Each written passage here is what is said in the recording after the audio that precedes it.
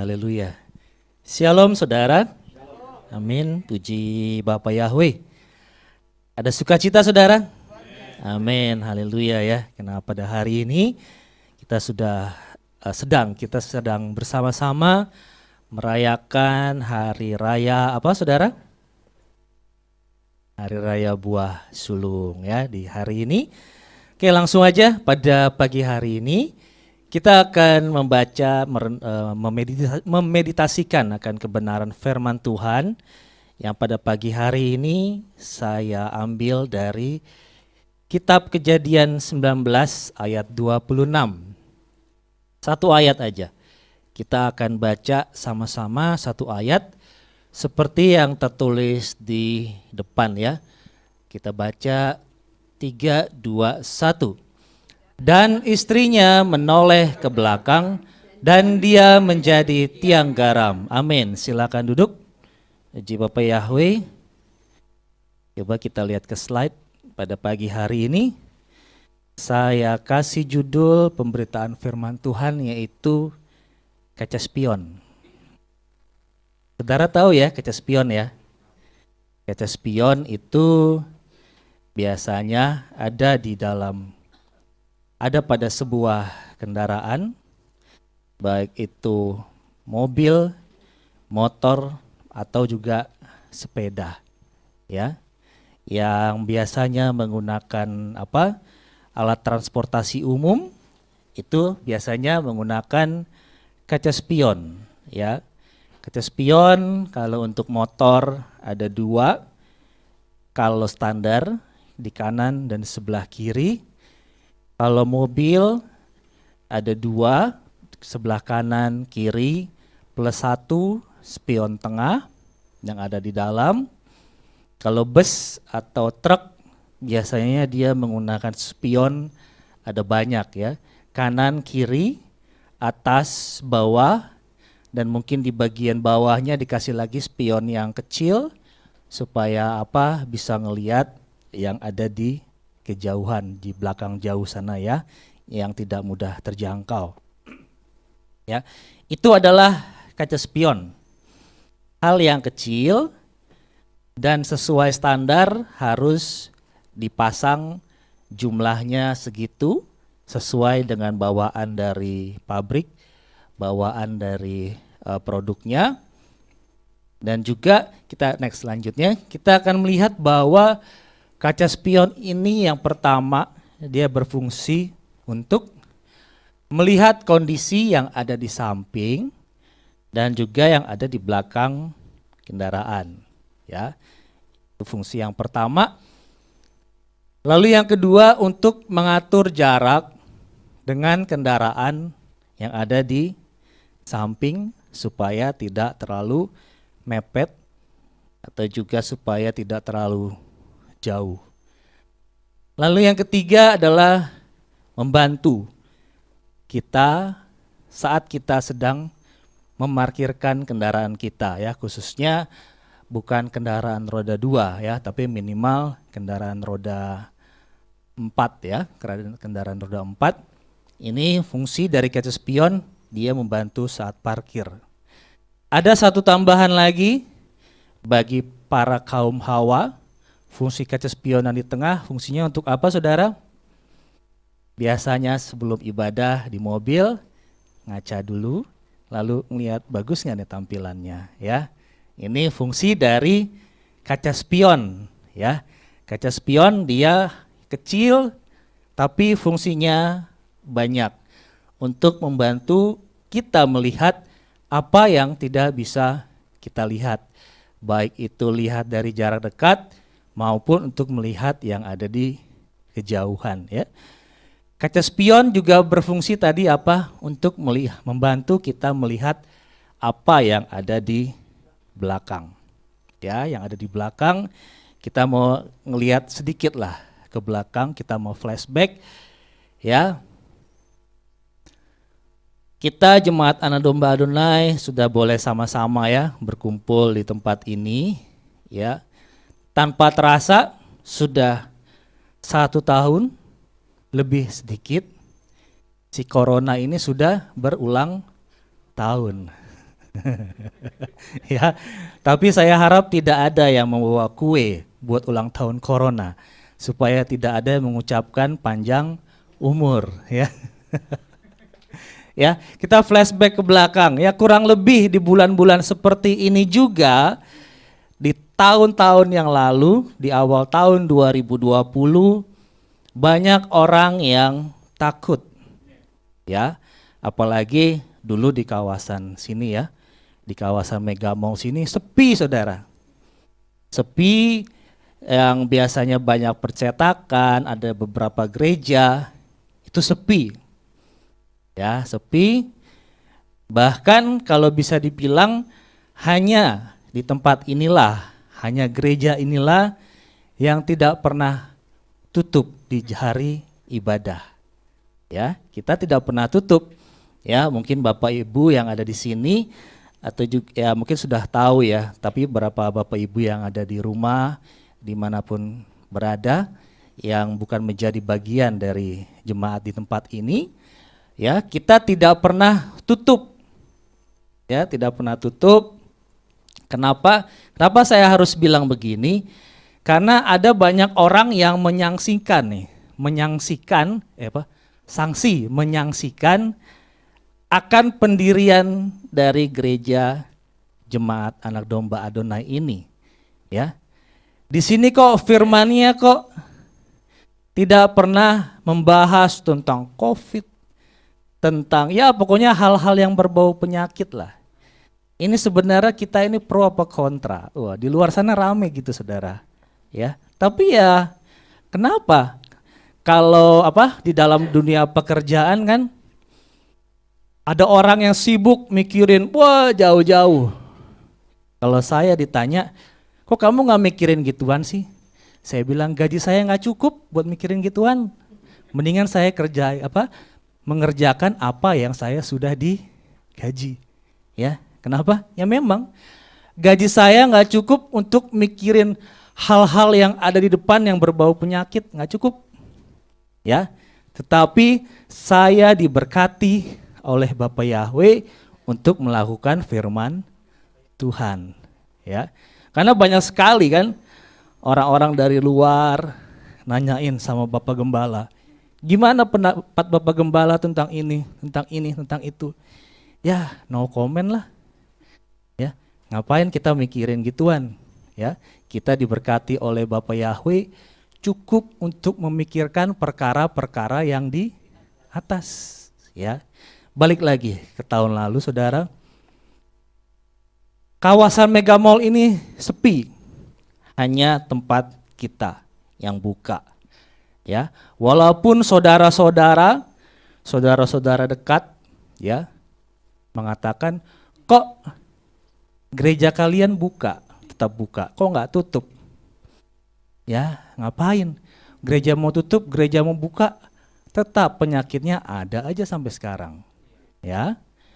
Jadinya apalagi kita tidak mau ibadah kita di dalam tanda kutip dihambat oleh karena namanya penyakit, lalu kita jadi tidak datang ibadah, ya. Bahkan waktu itu ada cerita yang menarik, ya. Dan saya harap ini menjadi motivasi bagi kita semua, ya. Waktu itu ada salah satu keluarga di tempat ini, ketika mereka mau datang ibadah ke tempat ini sampai harus kejar-kejaran, ya. Kejar-kejaran sama petugas jaga yang ada di daerah mana? Lebak Bulus, ya. Harus kejar-kejaran, akhirnya harus berangkat pagi. Harus berangkat pagi demi menghindari penjagaan tersebut. Dan puji Bapak Yahweh, di situ tidak ada yang kebetulan, ya. Kalau tadinya suka terlambat gereja, ya, akhirnya karena suatu dorongan, aku cinta Bapak Yahweh, aku harus ibadah sama Bapak Yahweh, harus datang pagi-pagi, akhirnya terbiasa, ya. Di samping itu, di balik itu semua ada maksud Bapak Yahweh yang begitu indah, ya. Dari tahun lalu sampai sekarang si corona sudah ulang tahun, yang tidak boleh kita rayakan, ya, kita mau absen diri kita, ya. Seperti khotbah saya yang lalu, kita mau bikin checklist. Kita mau ngelihat ke spion kita sebentar aja. Selama setahun ini, lebih banyak aku takut sama si Koro atau lebih takut saya kepada Bapa Yahweh. Ya, kita pikir dulu sendiri. Ya Tuhan, apakah aku lebih mengasihi Engkau daripada mengasihi diriku sendiri? Ya, seperti yang dulu saya bilang, keluar dari zona nyamanmu, keluar dari tempat persembunyianmu. Ya, nggak ada gunanya berlindung di balik kenyamanan kita, ya. Tetapi yang pasti ketika kita mau beribadah kepada Bapa Yahweh, ada hal-hal yang boleh Tuhan singkapkan, yang boleh Tuhan bukakan bagi kita semua, ya, yang ada di tempat ini maupun mereka yang boleh mendengarkan, ya. Tidak ada suatu hal yang kebetulan juga, ya. Kalau dulu kita mungkin bisa dibilang ini sebagai dalam tanda kutip, ya, jemaat yang ya hanya tertutup di wilayah Mega Mall Ciputat doang, ya. Tetapi dengan adanya si corona ini, ya, kita mau belajar apa? Oh, akhirnya ya udahlah, karena ada orang-orang ngelihat bikin live streaming, ya udah bikin aja, ya. Dan puji Bapa Yahweh, ternyata dengan adanya hal yang tidak kebetulan tersebut, kita boleh mengenal saudara-saudara kita yang ada di mana, yang mungkin tadinya kita tidak kenal, tetapi kita boleh tahu, oh ternyata di sana ada anak-anak Bapa Yahweh, ya, di NTT, di Papua, di mana lagi? Di Sumatera, terakhir ada di mana? Di Nias hari Jumat yang lalu, ya. Kita semua Jemaat Anak Domba Adonai dapat salam dari penyembah Bapa Yahweh yang ada di Nias, ya. Tadinya kita hanya terkungkung di dalam satu tempat di Ciputat ini doang. Tapi puji Bapa Yahweh, kita bisa berkembang, ya. Di situ ada maksud Bapa Yahweh, ya. Dan di sini ternyata ada hal lagi yang harus kita kembangkan, ya. Karena kalau nggak salah nanti pertanggal 14 April, kalau nggak salah ya, saya dapat pemberitahuan dari Facebook bahwa sudah tidak bisa dilakukan siaran nonton bareng, ya. Jadi kemungkinan kita harus pindah dari Facebook, kita harus langsung tembak ke YouTube, ya. Harus pikir lagi, kelola lagi gimana caranya supaya anak-anak Bapa Yahweh yang ada selain di luar tempat ini juga bisa diberkati, ya. Jadi di sini kita melihat dengan kaca spion, ternyata Tuhan sudah menata dengan begitu indah, dengan begitu rapi, ya. Tapi ingat, melihat kaca spion yang lama itu harus dalam posisi berhenti, ya. Harus dalam posisi berhenti, tidak boleh sambil berjalan sambil mengendarai. Kalau sambil mengendarai, kita hanya cukup menoleh sedikit, maju ke depan lagi, ya. Ingat, kuncinya itu, ya. Jangan seperti siapa? Istri Lot tadi, ya. Dia menoleh ke belakang. Nanti kita akan sampai ke situ, saudara, ya. Dan puji Bapa Yahweh, pada hari ini kita sudah sama-sama sedang merayakan hari raya buah sulung, ya. Ada berapa saudara hari raya yang diperintahkan oleh Bapa Yahweh? Ada 7. Apa aja? Yang pertama, mulai dari yang pertama apa?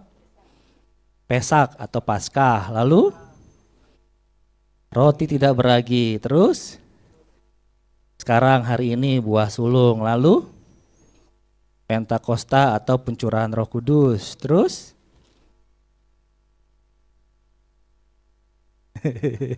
apalagi? Itu baru 4, peniupan nafiri. Terus Yang keenam, setelah ditiup pendamaian. Yang ketujuh, tabernakel atau pondok daun. Ada 7 ya. Kalau waktu zaman SD kan cuma dikenal apa? Paskah sama Natal ya. Kalau sekarang yang kita boleh pelajari ada 7 yang diperintahkan oleh Bapak Yahweh ya. Kemarin ada saya mendengar lah ya, mendengar bukan nguping tapi mendengar ya, memang kadang ngomongnya keras ya. Jadi percakapan antara om saya dengan orang tua saya tentang hari kematian Yesua, hari Paskah, hari kebangkitan ya. Kalau di situ saya pikir karena ininya pola pikirnya beda saudara ya. Pola pikirnya beda karena umat Nasrani yang biasa, yang ada di luar sana, mereka memiliki pikiran bahwa hanya di hari kematian Yesua atau Paskah itu di hari Jumat. Karena dari awalnya sudah ditekankan hari Jumat, hari Jumat, hari Jumat. Itu adalah dulunya Paskah, sekarang dibilang Jumat Agung ya. Karena pola pikirnya nggak nyambung sama kita ya. Yang ada di pikirannya itu cuma hari. Sedangkan Paskah yang Tuhan kehendaki, yang Tuhan perintahkan, yang Tuhan beritahukan harinya apa tanggalnya? Tanggalnya. Jadi nggak bakalan ketemu. Mau bilang ya saya lahir, ada orang yang menanyakan mungkin sama saya, Denny kamu lahir kapan? Hari Rabu. Nggak jelas. Hari Rabu bisa hari Rabu kemarin, Rabu 2019, Rabu kapan? Nggak jelas. Tapi yang Tuhan kasih tahu Paskah tanggal 14 di bulan pertama atau bulan Nisan ya. Seperti yang Paskah tahun ini. Secara kalender Ibrani jatuhnya hari Sabtu kemarin. Ntar kalau kita bilang lagi, oh Paskah tuh hari Sabtu, ntar bingung lagi. Ya, kok Paskahnya hari Sabtu? Dari mana lagi? Ya, karena apa? Pola pikirnya beda. Mereka pikirnya hari, dan hari. Sedangkan yang Bapak Yahweh kasih tahukan adalah pada bulan pertama, pada hari ke-14 bulan itu. Sesuai dengan Imamat 23 yang kemarin. Di tahun ini jatuhnya di hari Sabtu. Ya, kita akan flashback sedikit saudara mengenai 7 hari raya yang diperintahkan oleh Bapak Yahweh ya. Next. Yang kanan kurang jelas saudara ya. Tadi ada berapa? Ada 7 hari raya yang diperintahkan oleh Bapak Yahweh. Di bulan pertama ada hari raya apa aja? Paskah, roti tidak beragi, buah sulung. Itu dirayakan dalam bulan yang sama, yaitu di bulan 1. Di bulan 1 pada bulan ke-1 atau di bulan Nisan. Bulan 1 ada 3 perayaan. Paskah, roti tidak beragi, buah sulung. Lalu nanti 7 pekan kemudian yang kurang lebih jatuhnya di bulan ketiga. Di awal bulan ketiga atau di bulan Sivan ada hari raya Pentakosta. Hari raya pencurahan Roh Kudus atau orang bilang hari raya ke-50 di bulan ketiga. Lalu nanti di bulan ke-7 di bulan Tisri ada 3 hari raya lagi yang diperintahkan oleh Bapak Yahweh. Di tanggal 1, di tanggal 10, di tanggal 15. Di tanggal 1 ada apa?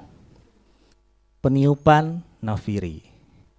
Di tanggal 10 pendamaian.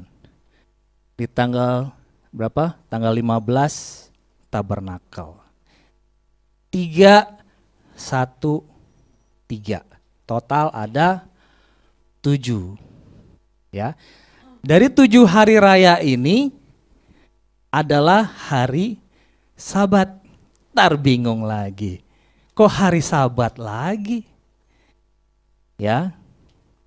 Karena apa? Pola pikirnya berbeda. Hanya tahu Sabat ya cuma satu, Sabat is Sabtu, Sabat is Saturday. Kita lihat dalam Imamat 23 ayatnya yang ke 24. Imamat 23 ayat 24. Ini mengenai hari raya kelima atau hari raya peniupan nafiri ya. Berbicaralah kepada Bani Israel dengan mengatakan dalam bulan ketujuh, ya dalam bulan ketujuh atau dalam bulan Tisri, pada tanggal 1 bulan itu, haruslah itu menjadi Sabat. Loh, kalau jatuhnya hari Senin tuh harus jadi hari Sabtu. Ya, ntar pusing lagi mereka, nggak ngerti. Karena taunya cuma Sabat is Sabtu. Padahal Sabat is holiday and holy day. Ya, ngerti saudara? Sabat is holiday and holy day. Sabat adalah hari libur dan hari yang kudus. Ya. Oleh karena itu, back ke slide, ketujuh hari raya ini dinamakan holiday and holy day, ada hari libur dan hari yang kudus, yaitu Sabat Gadol. Atau Sabat Gadol itu Sabat besar. Ntar minggu lagi loh, Sabat besar, Sabat Sabtu Agung dong, Sabat besar. Terbingung lagi. Kenapa? Karena pola pikirnya beda. Taunya Sabat is Sabtu, Gadol besar adalah agung. Tadi bilang lagi Sabtu Agung. Ya, pusing. Ya, kepala Barbie ya. Jadi apa? Ini apa? Ketujuh hari raya ini adalah Sabat Gadol atau holiday and holy day yang diperintahkan oleh Bapak Yahweh, ya. Jadi kalau kita lihat kemarin ketika kita merayakan Hari Raya Paskah, itu saya sambil lihat-lihat karena apa? Karena antara yang ada di kenyataan di Israel dengan yang ada di website yang ada di internet itu biasanya agak paling beda 1 hari lah ya. Jadi kayak kemarin saya mengucapkan selamat hari Paskah itu adalah di hari Jumat sore. Ya. Ada orang yang merayakannya di hari Sabtu sore, tapi kalau saya lihat di berita itu di hari Jumat sore mereka sudah sepi. Mereka sudah istirahat, sudah holiday. Dan di situ ada hari raya yang holy day, menjadi hari yang kudus. Ya, sama sih sebenarnya dengan kita seharusnya. Misalkan Paskah itu kan sudah dibikin tanggal merah sama pemerintah. Jadi tujuannya apa? Supaya ada holiday, ada libur, dan umat yang merayakan itu melakukan holy day, melakukan hari yang kudus. Jadi ya kurang lebih seperti itulah. Ya. Jadi Sabat adalah holiday and holy day, ya. Sekarang kita lihat di sini. 3:1-3 Paskah, roti tidak beragi, buah sulung. Di situ Yeshua berkarya. Putra. Kalau saya lebih senang bilang putra daripada anak. Kenapa? Karena dalam kitab misalkan King James di situ disebutnya son, ya. Son adalah anak laki-laki atau putra, ya. Jadi saya lebih senang manggil putra.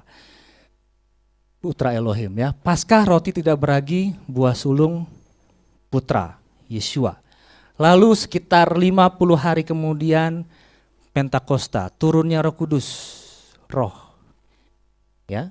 Nanti di sini. Ya. Tadi di bulan 1, di bulan 2 yang ketiga ada Pentakosta. Nah, sekarang kita posisinya lagi ada di mana? Kita sedang menuju ke sini, Saudara. Ya. Jadi hari raya yang ditetapkan Bapak Yahweh itu ada maksudnya. Yeshua sudah berkorban pertama, Dia memberikan Roh Kudus-Nya. Ketiga, sekarang kita sedang berjalan menuju ke hari peniupan nafiri. Ini yang ditunggu-tunggu. Yaitu apa? Shofar dibunyikan, sangkakala dibunyikan. Itu yang kita tunggu. Ya. Kalau kita lihat hari raya Tabernakel atau Sukot di dalam kitab Zakaria, ini adalah menjadi hari raya yang terakhir yang harus dirayakan. Ya. Jadi di sini apa? Nah, sekarang kita nggak tahu nih. Ini kan peniupan nafiri di sini nih. Kita nggak tahu sekarang kita lagi ada di sini, apa di sini. Kalau misalkan berdasarkan perhitungan yang sudah kita dapatkan, ya mungkin tinggal beberapa tahun lagi sudah sampai di sini kita, saudara.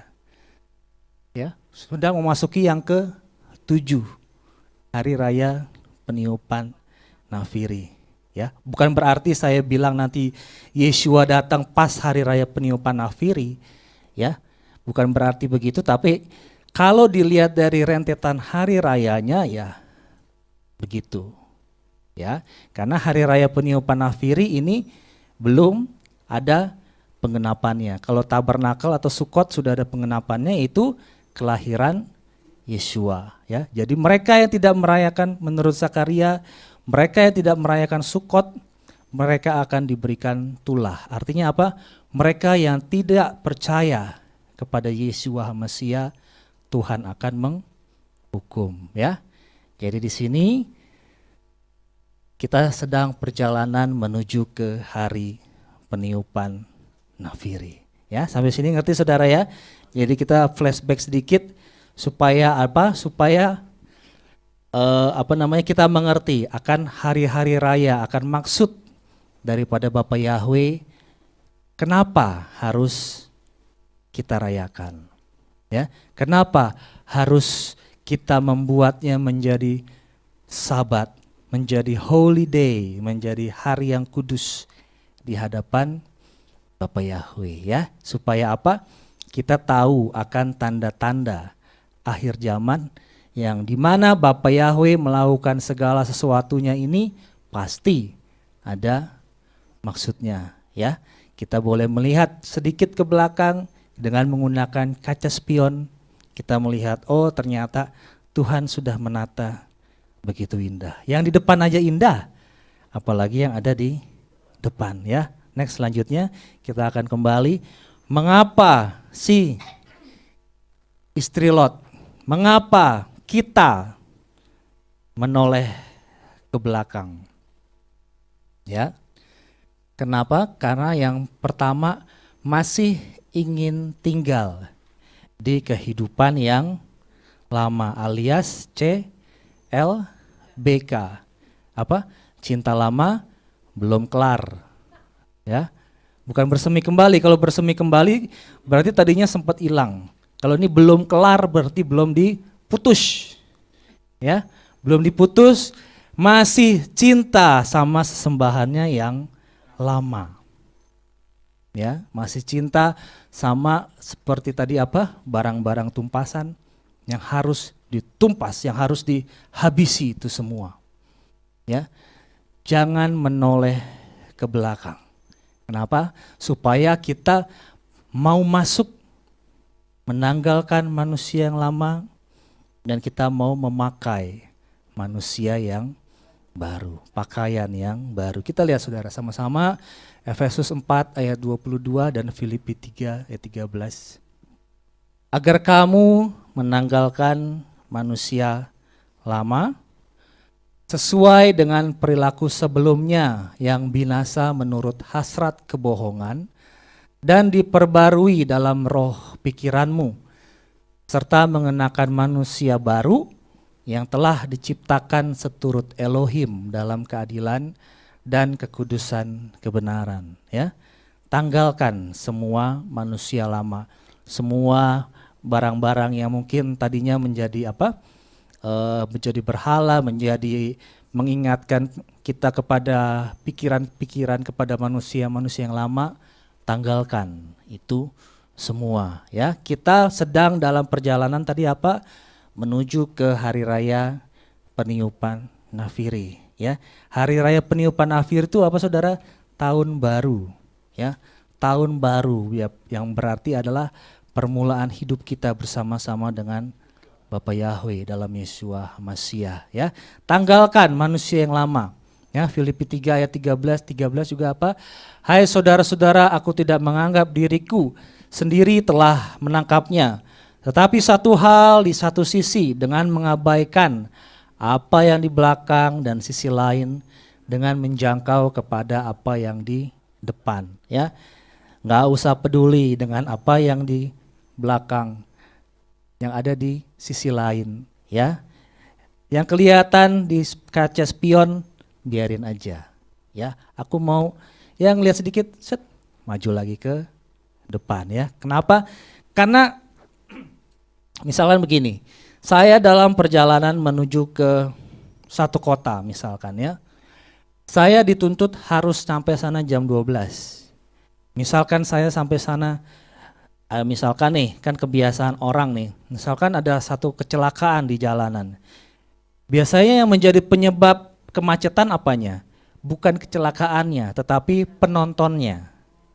Ya, penontonnya yang sambil lewat pelan-pelan, update status, jadi reporter. Ya, itu yang bikin lama. Terlalu lama ngelihat kaca spion. Sedangkan tujuannya aku harus sampai di sana jam 12. Ya. Jadi ya tengok sedikit, maju lagi, kenceng lagi. Jangan sampai ketinggalan, ya. Aku menganggap diriku sendiri telah menangkapnya, tetapi aku mengabaikan, ya. Yang ada di depan aku sudah raih, aku sudah dapat. Tapi yang ada di belakang, yang ada di sisi lain aku tinggalkan, ya. Jangan sampai kelamaan menoleh ke belakang, ya. Baik, selanjutnya ke slide. Mengapa istri Lot atau kita sendiri bisa menoleh ke belakang? Kenapa? Karena penasaran, ya. Lagi bawa mobil lewat, ada durian terus. Mana, berhenti dulu, ya. Penasaran, kayaknya enak tuh duriannya. Akhirnya berhenti. Kenapa? Karena penasaran. Penasaran dengan apa yang ada di luar, dengan apa yang ada di samping, ya. Jalan. Akhirnya apa? Enak tuh, turun dulu deh. Dia lupa harus sampai di kota A jam 12. Ya. Karena apa? Penasaran. Seperti siapa? Hawa. Hawa yang tergoda untuk memakan buah. Ya. Biasanya orang kan begitu kan? Semakin dilarang semakin penasaran, semakin maju, ya. Semakin dilarang biasanya, masa sih, coba dulu lah, masa nggak boleh kayak gitu aja. Nah kan gitu, ya. Kenapa? Karena penasaran, ingin tahunya besar, ya. Kita lihat dalam 2 Korintus 11 ayat yang ketiga, jangan seperti Hawa, ya. Namun aku takut jangan-jangan sebagaimana ular dalam kelicikannya telah memperdaya Hawa. Demikian pikiranmu dapat dirusak dari ketulusan yang ada dalam manusia. Kenapa? Karena penasaran, karena ingin tahu. Semakin dilarang semakin maju, semakin nyoba, ya. Lalu yang ketiga, mengapa istri Lot atau kita bisa menoleh ke belakang? Karena takut dengan apa yang mengejar kita. Takut tetapi tidak minta tolong sama Tuhan. Ya. Merasa dikejar sama musuh tapi tidak minta tolong sama Bapa Yahweh. Ya, seperti apa penglihatan yang hari Jumat kemarin yang boleh saya saksikan. Ketika kita boleh menghadapi beban, lumpur yang mungkin tinggi, nggak kelihatan tingginya, minta tolong sama Bapa Yahweh. Ya, sekali lagi kemarin saya saksikan sedikit. Ketika saya bilang Tuhan tolong,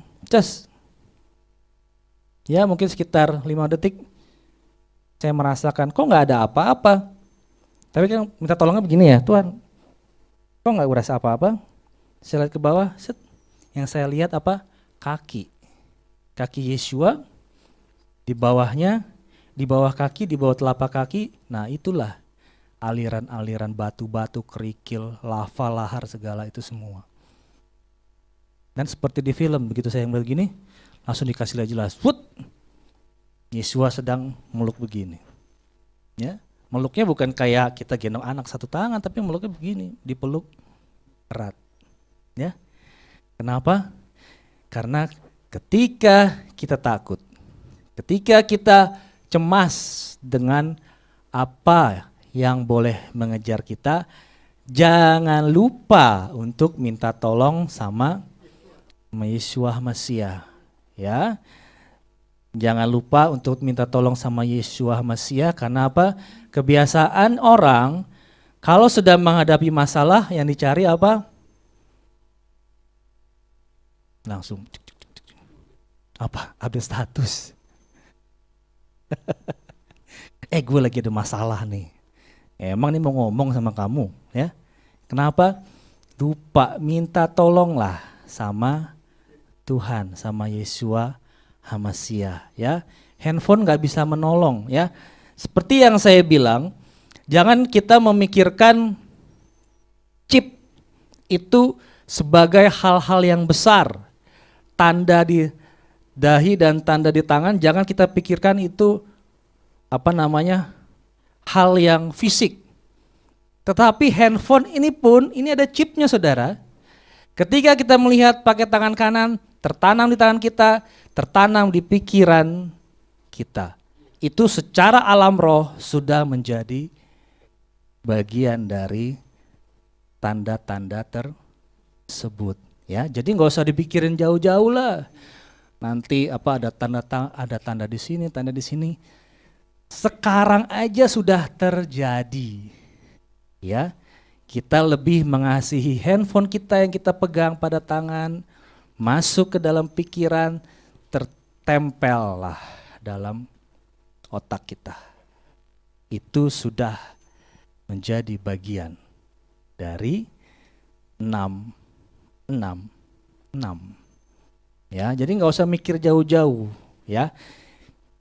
Ketika kita merasa takut dengan para pengejar, minta tolonglah sama Bapa Yahweh, sama Yesua Mesias. Ya, Yeremia 17 ayat 5. Beginilah firman Yahweh, terkutuklah orang yang mengandalkan manusia, ya, yang mengandalkan buatan manusia juga, dan yang mengandalkan kekuatannya serta hatinya menyimpang dari Yahweh, ya. Tetapi berbahagialah mereka yang menaruh pengharapannya di tangan Bapa Yahweh, ya. Jangan sampai kita lupa dengan Bapa Yahweh. Ya, next selanjutnya. Slide selanjutnya. Sekarang kita akan lihat sebenarnya posisi kita nih ada di mana, ya. Karena fungsi dari kita spion itu sebenarnya kan untuk mengamankan diri kita sendiri, ya, untuk mengamankan kita dari yang ada di samping, dari yang ada di belakang. Itu sebenarnya fungsi si kaca spion tersebut. Jadi sekarang kita mau lihat sebenarnya ada di mana posisi kita, ya. Sudah berapa lama kita bertobat? Harusnya kita sudah menjadi pengajar, kata firman Bapa Yahweh, ya. Tetapi menurut Ibrani ini malah dikatakan malah masih menginginkan makanan-makanan seperti susu. Ya, kita lihat Ibrani 5 ayat 12. Sebab sekalipun menurut waktu seharusnya menjadi para pengajar, kamu masih lagi punya kebutuhan untuk orang mengajari beberapa dari kamu prinsip-prinsip dasar firman Elohim. Apa prinsip dasar firman Elohim? Torah. Dan kamu telah menjadi orang yang mempunyai kebutuhan akan susu dan bukan makanan keras, ya. Dan bukan makanan keras, tapi yang masih dipingin adalah susu, ya. Berbicara susu itu adalah berbicara anak-anak, berbicara yang masih perlu dirawat, perlu diperhatikan, perlu menjadi perhatian khusus. Tetapi berbicara makanan keras adalah berbicara orang-orang dewasa, orang-orang rohani, ya. Sebenarnya bukan makanannya yang keras, tetapi apa? Hatinya yang keras, hatinya yang keras, orangnya yang keras, ya. Sampai kita dulu memiliki DKI Jakarta, dia memiliki gubernur dah, bisa dibilang katanya gubernurnya keras. Sebenarnya bukan gubernur yang keras, tetapi penerapan daripada undang-undang atau hukumnya yang tidak berjalan. Jadi ketika undang-undang atau hukumnya dijalankan, kok rasanya gubernurnya keras. Padahal sebenarnya penerapannya yang tidak dijalankan. Ya, ketika dijalankan begitu terasa keras, ya. Posisi kita mau maju, ya. Jangan hanya diemong-emong, maunya dininak bobokan, ya. Tetapi yang Tuhan mau kita maju, ya. Lalu yang kedua, posisi kita gunakan kaca spion ini hanya sesaat. Jangan kelamaan, ya. Ketika kaca spion ini kau gunakan kelamaan, itu bukanlah lagi menjadi fungsi dari kaca spion, ya. Seperti tadi yang saya bilang, menjadi buat menata muka, ya. Itu bukan fungsi kaca spion yang sebenarnya, tetapi itu adalah fungsi dari kaca meja rias. Ya, ketika kita mau melihat kaca spion sebentar aja. Sebentar, oh, Bapak Yahweh baik. Dia sudah menata begitu rupa yang terbaik bagi saya. Setelah itu maju lagi, karena jam 12 saya harus ada di kota tersebut. Karena di hari peniupan nafiri itu saya sudah harus mendengar sangkakala yang akan dibunyikan oleh malaikat Yahweh. Ya, disitulah posisi kita. Bagaimana jarak kita dengan kendaraan yang ada di samping, seperti yang saya khotbahkan kemarin, saudara masih ingat mengenai gadis bijaksana dan gadis bodoh. Kenapa? Karena kelamaan ngelihat kaca spion yang di samping, tadinya sih nggak suka dengan sifat gadis bodoh. Ya, si gadis bijaksana tadinya nggak suka dengan sifat gadis bodoh. Tetapi karena apa? Kompromi. Hai. Yuk, jalan yuk. Tadinya tidak suka kelakuan dari gadis bodoh, tetapi karena kompromi akhirnya malah pegangan tangan. Ya. Jaga jarak aman. Kalau di kendaraan, ya, kendaraan panjang itu jaga jarak aman. Kenapa ada tulisan jaga jarak aman? Next selanjutnya. Karena mobil-mobil besar dia biasanya memiliki blind spot atau titik buta. Ya, titik buta. Jadi misalkan begini. Seperti yang tadi saya bilang, kenapa kendaraan truk-truk itu dia taruh kaca spion banyak? Karena dia cuma bisa ngelihat karena kendaraannya panjang.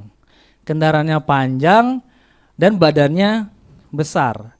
Dia tidak bisa memantau semua apa yang ada di sekeliling kendaraan tersebut. Ya, seperti ini saudara. Ini truk trailer, ya. Pengemudinya ada di depan, di atas. Dia tidak bisa melihat apa yang mobil-mobil kecil yang ada di bawah, dia nggak bisa lihat. Kaca spionnya ada di sini. Yang dia bisa lihat cuman yang ada di sini. Yang di sini pas di sebelah matanya dia tidak bisa ngelihat. Di sini juga. Apalagi yang ada di belakang karena tertutup sama kontainernya. Ya. Ada blind spot, titik-titik buta yang tidak terlihat oleh mata kita. Ya. Ketika kita tidak bisa melihat apa yang ada di kaca spion kita, Tuhan ini sebenarnya, aku ini terlalu dekat, apa terlalu jauh dengan apakah aku ini terlalu dekat dengan si setan? Apakah aku ini sudah kompromi dengan si setan? Kita tidak bisa melihat, tetapi di situ ada blind spot. Kenapa? Karena badan kita terlalu besar. Badan kita yang terlalu panjang, ya. Saudara ingat ketika keledai yang mau masuk ke lubang jarum, dia harus lepas. Semua harus dilepas supaya dia bisa masuk ke kehidupan yang ada di seberang. Kenapa? Karena beban-bebannya itu adalah penghambat, blind spotnya dia, titik butanya kita apabila porsi kita terlalu besar, ya. Jadi tanggalkan itu semua, tanggalkan hal yang bisa dibilang ekor kita lah, yang mengikat kita, manusia lama yang mengikat kita itu, tanggalkan itu semua, ya. Kenapa? Supaya kita tidak terlalu panjang, akhirnya kita bisa melihat yang ada di kiri dan kanan dengan leluasa, dengan bebas, ya. Kita butuh penjaga, ya. Kita juga butuh roh penuntun supaya bisa mengawasi blind spotter tersebut, ya. 3 ayat terakhir kita lihat Mazmur 121 ayat 3 dan 5-5. Dia tidak akan membiarkan kakimu goyah, penjagamu tidak akan terlelap. Lihatlah, tidak akan terlelap ataupun tertidur penjaga Israel. Yahweh adalah penjagamu. Yahweh adalah pelindung pada tangan kananmu. Haleluya, tetap maju terus. Bapak Yahweh yang berkati. Haleluya.